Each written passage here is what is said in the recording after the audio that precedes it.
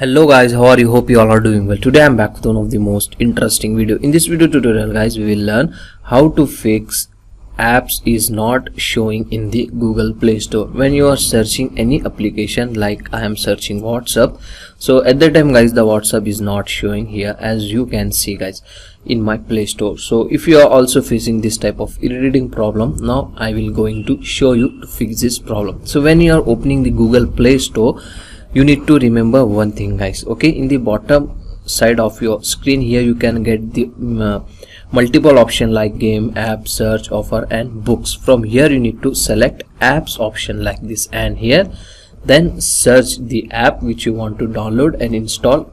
Now as you can see guys, the app is not showing.